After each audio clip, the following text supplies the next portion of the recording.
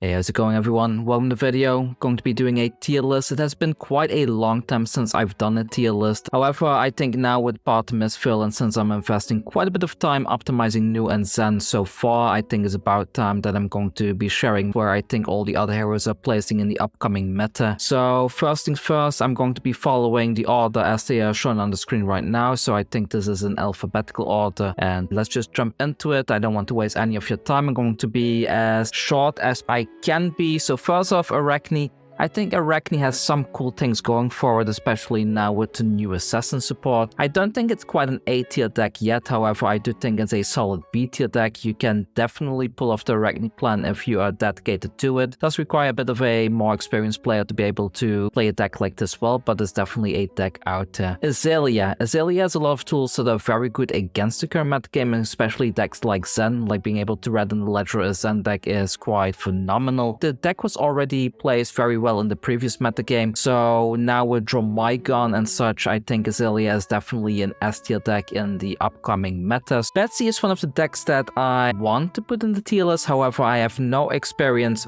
facing against the deck, and I also have zero experience playing the deck myself, so it's not really a deck that I should be having an opinion about. However, judging from the stats that I do see online, I do think it's a D tier deck, so let's just put it there for the time being. Boltyn, I think, is a bit of a sleeper deck right now. I think Boltyn has a lot going for it. There's various Boltyn builds out there. I think the Lumina build is still the most consistent of them all. I think Boltyn is definitely an A tier deck. It has some weak matchup against things that mess around with his arsenal, or things that force him to discard a lot so that he cannot set up his big combo. However, there's a bunch of decks out there as well that cannot really interact with him, and by turn 3, I think Boltyn already has something like a 66% chance to being able to pull off a double Lumina combo, so A tier definitely, really good deck. Not too expensive to build either, because it doesn't really need all that many expensive legendaries. Bravo, I think Bravo has a good matchup against Zen specifically because of all the massive on-hit effects. However, if Bravo cannot get this on-hit engine rolling, and if Zen combo is too early, then Bravo does get in a little bit of trouble.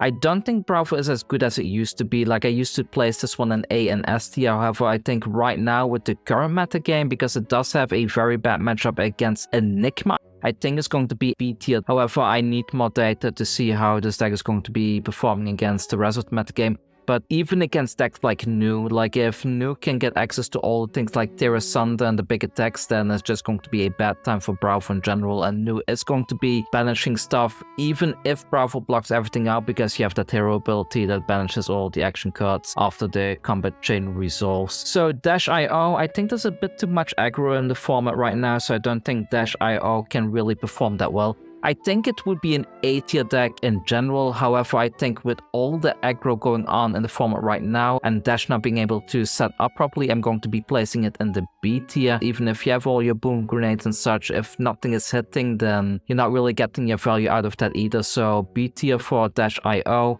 The normal Dash deck is definitely an A tier deck. So the aggro version as well as the control version still performing quite well against a variety of decks out there. It does well against Katsu, it does well against Zen as well. So I think Dash will continue to be an A tier deck. Dorinthia, same thing. Hatchet Dorinthia, I'm still a believer in Dawnblade Dorinthia as well, especially now that a lot of people don't really have experience against the deck anymore. I think Dorinthia is definitely an A tier deck. Enigma has a lot of incremental value, and I think as time progresses and people get better and better at this deck, this is just going to be probably one of those kind of annoying decks to face, but at the same time a necessary deck to keep other decks in check. So I do think that Enigma is definitely an S tier hero from our personal testing, and I think it's going to be staying there for quite some time because it doesn't really have that many bad matchups. Like even against Brute that you would assume to be a bad matchup because they can keep breaking all the Phantasm stuff, because they can put up so many wards and all kinds of protection layers, then it kind of becomes hard for Brutes to be able to push damage through at least the relevant on-hit effects. So I do think that Enigma is going to continue to be an S tier hero going forward. Fi still has the same issue as it always has, like it's weak to discard effects and it's also not able to block all that much, and in a format where there's quite a lot of aggro decks out there, I don't think that Fi is gonna be a top tier contender anytime soon.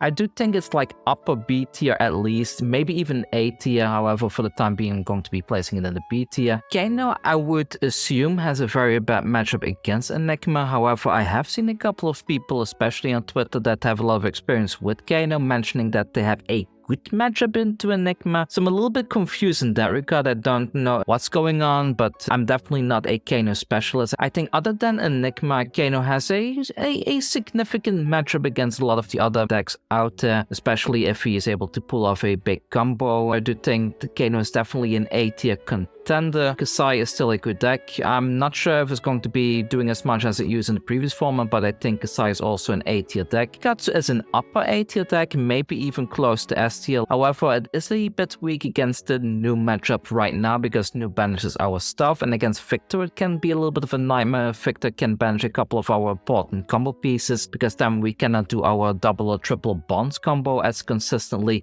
But I think Katsu still has a lot going for it. Definitely an A-tier deck, maybe even S-tier if it's piloted by a very good player. So I will put it in the upper tier. I will rearrange these areas at the end of the video so that we can get a good overlook of what everything is like. KO is probably going to be remaining in the S tier. It has a good matchup against a wide variety of decks out there. It has a very strong curve. It can push out a ton of damage. It has a lot of relevant on-hit effects, especially with the weakest link now being another tool that KO has access to from the new set. So I do think KO will continue to be a very good top tier deck. Levia, I think, is a sleeper deck. I haven't really seen a lot of people performing well with it, but I think it's definitely an A tier deck at the moment because it can push out a ton of damage early on, and if you can get all the aggro decks out to block, then you're kind of in a good position.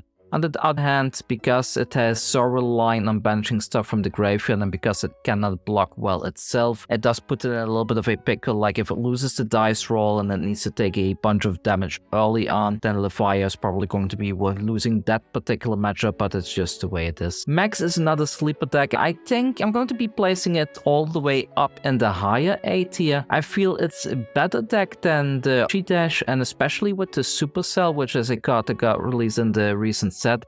I think this deck has become even more powerful, and I think people are really sleeping on it.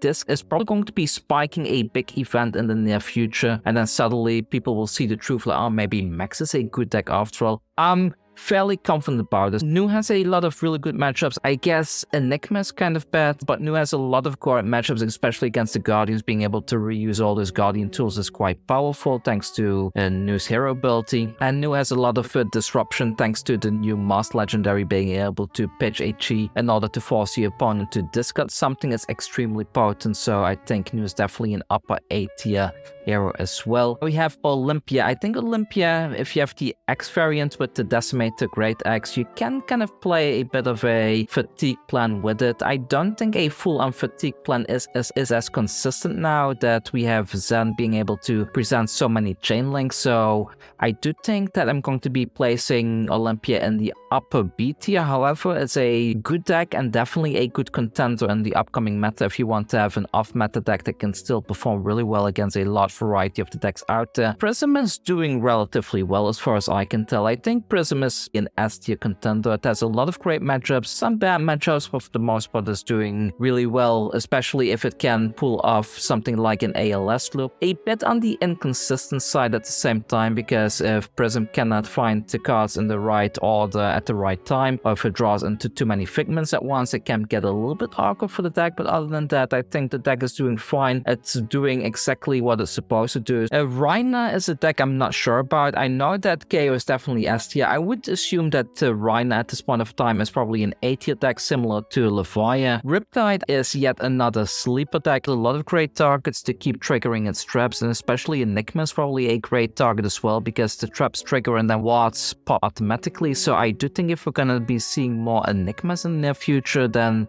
we're probably going to be seeing more Riptides to counter that as well. A tier right there. Then we have Teckelvossen. Teckelvossen has a bunch of Arcane Barrier Evo items now, so that makes the Wizard matchup a bit better. However, I think not starting with the items on the field in the very beginning is still a bit dangerous. Having to play them out one by one is probably a bit too slow, and by that time Kane is probably set up. So I do think that Teckelvossen is gonna be one of the C tier heroes. Not too great. It's just not a good hero at this point of time, I think, so I will place it right here. Uzuri is still doing quite well.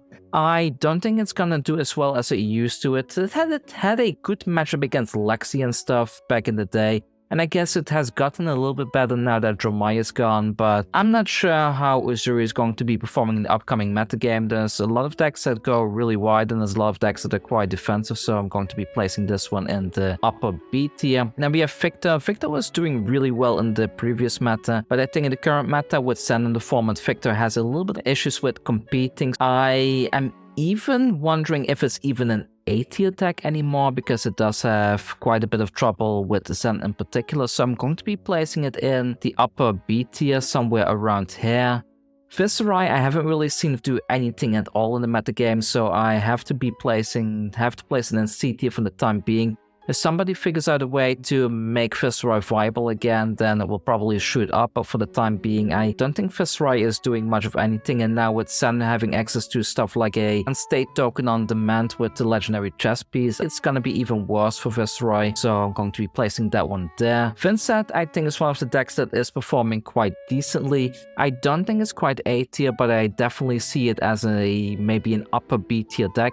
Maybe somewhere between Olympia and Victor in terms of competitive viability.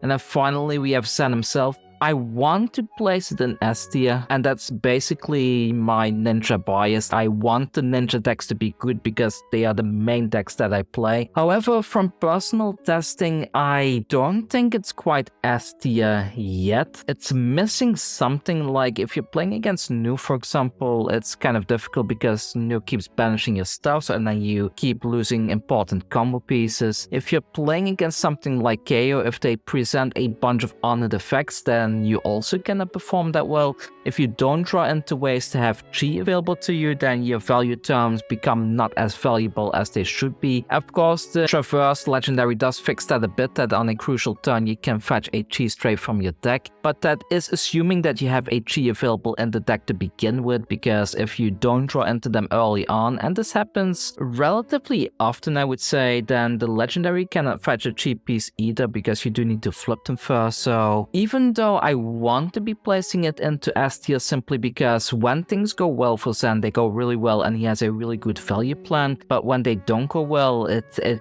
just completely seems to be falling apart. I think that Zen is gonna be an A tier deck personally, and I'm even willing to bet that it's gonna be slightly worse than Katsu, because Katsu is not reliant on Chi and doesn't have the weakness that you need to have so many zero block cards in the deck. I see some really good players out there that are hailing Zen as the new S tier best deck in the format, no bad matchups and stuff like that, but from personal testing, I'm just not seeing it. So if I need to rearrange these arrows in most competitive to least competitive, I think Prism is probably the weaker one among these four.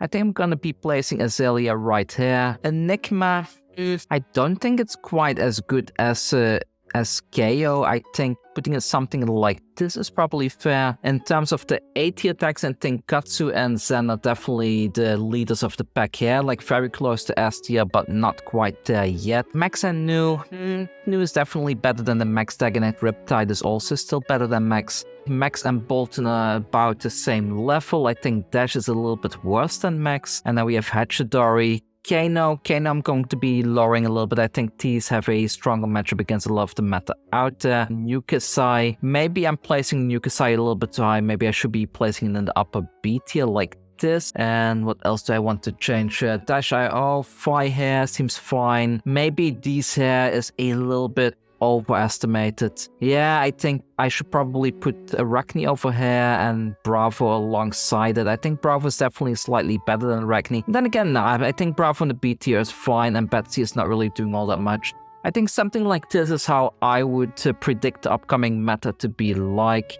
I'm kind of hoping I'm wrong about Zen specifically, because this is the main deck that I will be playing in the upcoming format. If it's really like the big meta kill, I'm probably going to be having a good time with it myself, but for now, let's keep it there. If you want access to my Zen and Nu deck list, as well as my updated cuts deck list, I have it available over on patreon.com/GuganiGaming. I'm going to be doing a sideboard guide for all of these decks this week or sometime early next week, so if you want to start playing these competitively, then my Patreon is the place to be. I will be making videos about these sideboard guides eventually, however I'm a little bit swamped with work with all the people that I'm coaching right now. I'm coaching Star Wars, Magic, Flesh and Blood, and now I'm even coaching a bit of Loccan. But the videos are coming and I will be releasing those sideboard guides in video form sometime soon. But for everyone that needs the decks early, especially now with the national season coming up, I will do my best to get at least one sideboard done every 3 days or so. So keep an eye out for Patreon updates. I hope you have a lot of fun in this upcoming Flesh and Blood format. I think this is one of the best sets LSS has released so far. Maybe it's even my favorite set. Actually, I think it is my favorite set. So there you go. Thanks for watching everyone and see you all very, very soon.